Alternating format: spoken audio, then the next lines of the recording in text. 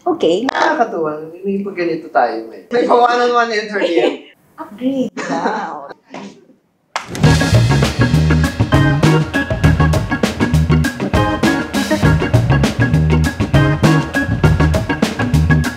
You're back. Pero bago tayo mag-start sa ating beauty talk, celebrity edition, inom muna tayo ng ating Beldal stem cell. So ito yung cheers. I love you. Cheers to I love you. Cheers to 12 years. Alain mo 12 years ka na sa beauty derm. Okay, how do you stay fit and healthy despite your busy schedule? As much as possible, G, nag-workout ako. May gym sa bahay. So, every mornings, nag-buhat kami ni April, ni Charlie. Tapos kapag kaya sa gabi, Nag-run. Yan. Kasi run talaga. Kasi ako brisk walking lang. yes, taparan, si April, takbo, lakad. Kasi, nagre-prepare na kayo for... Nakasanayan ko lang kasi ever since, si daddy rin kasi ma-basketball, ma-exercise. So nakuha ko yun sa kanya. Kaya naman si daddy napaka-fit, no? Yeah. Tsaka slender. You love black coffee, ha? At saka diba, hindi ako nag-cream, hindi ako na Yes. sugar. The only love black coffee, which is this leather, is... Anong ginagawa ng isang Carlo Aquino on his free time? Kinikita yung friends ko, paminsan, sports pa rin, basketball. Bakit hindi mo kumikita? Ay, Pumumotor hindi. ako Wala siya, nagpumotor. Nagmamotor ako minsan. Oo. Pero wala ka ng free time. Very occupied. Kasi nga, ang dami niyang projects and I'm so happy for you. Oo, kasi naabutan ni Achi yung madalang lang yung mga projects ko, hindi pa ganun kaano, pero naniwala ka na sa akin, di ba? Tapos, umabot sa puntong buhos na talaga lahat, tapos nandiyan ka pa din. Naman. Meron pa kayong nawala lahat, andito pa rin ako. True. Nag-emote ka rin dalawa. Hindi, natin na panood ko yung kay Papa P, parang hindi naman Ang girl-girl ko doon, di ba? Tapos dito ang poip ko lang. Uy, syempre, Piolo yun. Si Papa P yun eh. Iba yung PJ. Oo. Saka, ano yan, nakaka-nosebleed. Sige, kinapos ko agad. I love you, I love you. Oh, girl! Okay, Carlo. Uy! Galing. Okay. Out of all the characters you've played before, which character is most like the real you? Wala, ang dami na. Dami? Oo. Yung well, kasi kapag gumagawa naman, gumagawa, laging may part of me na nasasama eh. Di ba? Doon sa character, kung paano yung mga nuances. Siyempre, paminsan ako pa rin. So, may mga, sa lahat ng characters ko, may mga binibigay akong part ko as a person. How does it feel na bata ka pa, actor ka na? Sino ang naghudyok? Na pumasok sa acting career? Nag-start kasi ako 6 years old. Ano yun, mga commercials. Tapos parang wala akong masyadong choice nung time na yun dahil, as you know, sa LRT ako na-discover, may lumapit na commercial agent. Tapos sabi niya kung gusto ko daw itry TV, commercial. Dahil nga takot ako, umalis kami ni mami, si daddy yung nakipag-usap.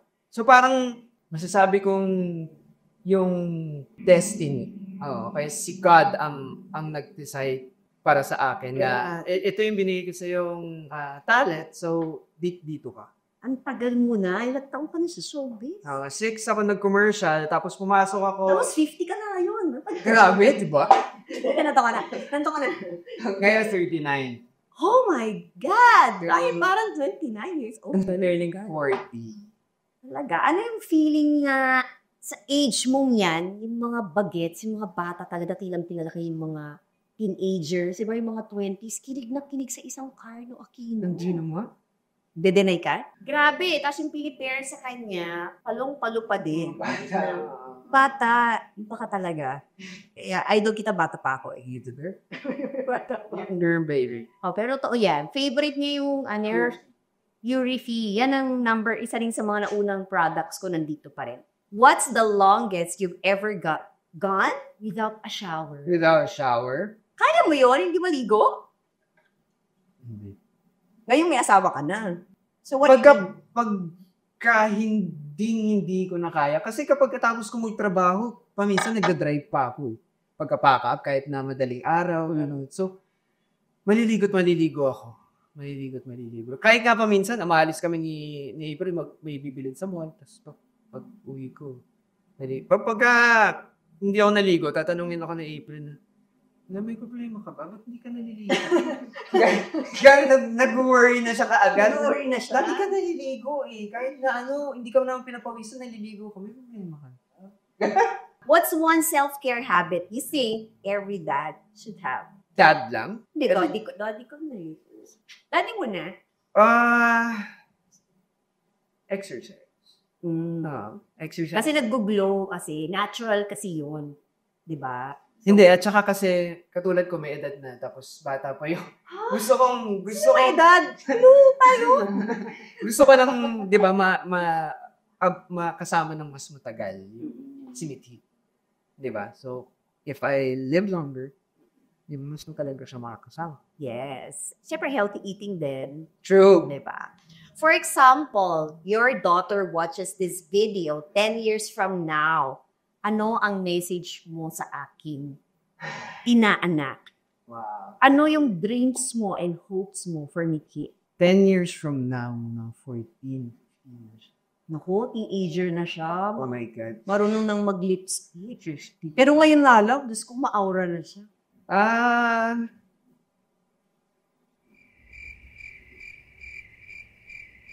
Nag-dead air. Naisip ko kasi, hindi ako perfect na dad. Diba? Na, sana lagi niyong maalala na mahal ko siya.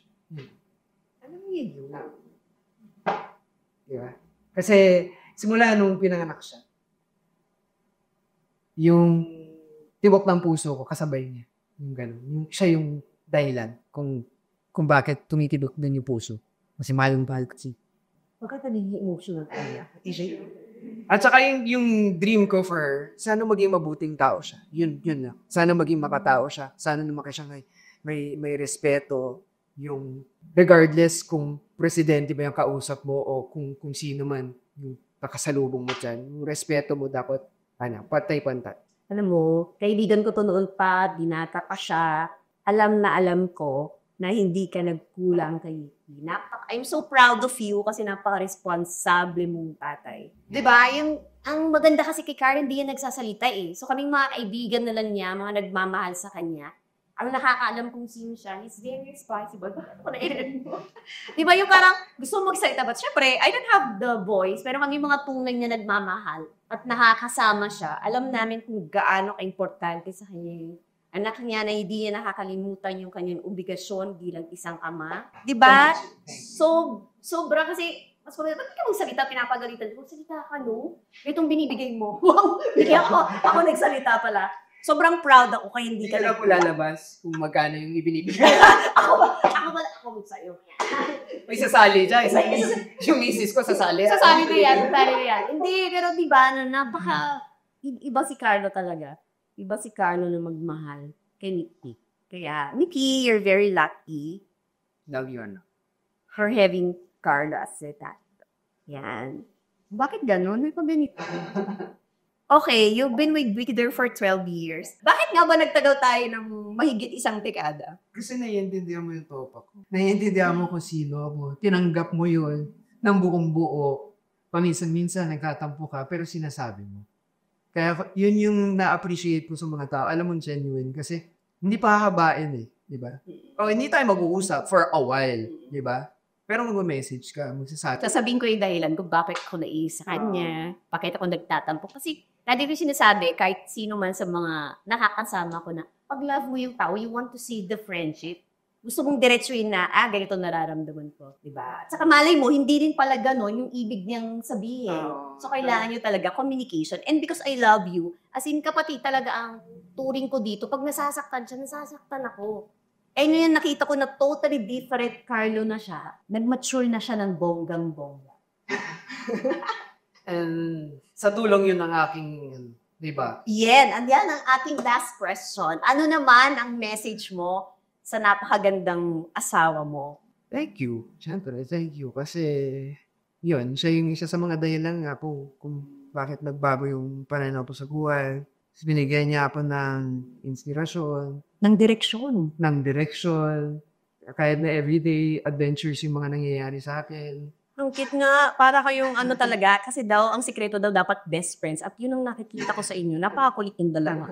Oo, sobrang, parang gumaan ako. And dahil doon nagpapasalamat ako sa pinigay niyang tawag sa kanya light. Kahit ako, kasi liwanag ako. Siya yun. Siya yung isa sa mga nagbigay ng liwanag sa Alam mo, not because may camera. Pero pinag-pray ko na mahanap mo yung tao para sa'yo. Kasi deserve mo yung taong aalagaan ka at may makakasama ka habang buhay. Sabi na nila, pag mahal mo yung tao, ipag-pray mo. Minsan, di totoo yun, nakakalimutan kasi natin minsan, pray natin maging successful tayo. Pero sabi nga daw nila, dapat daw pala, pinag-pray kung sinong makakasama mo habang buhay.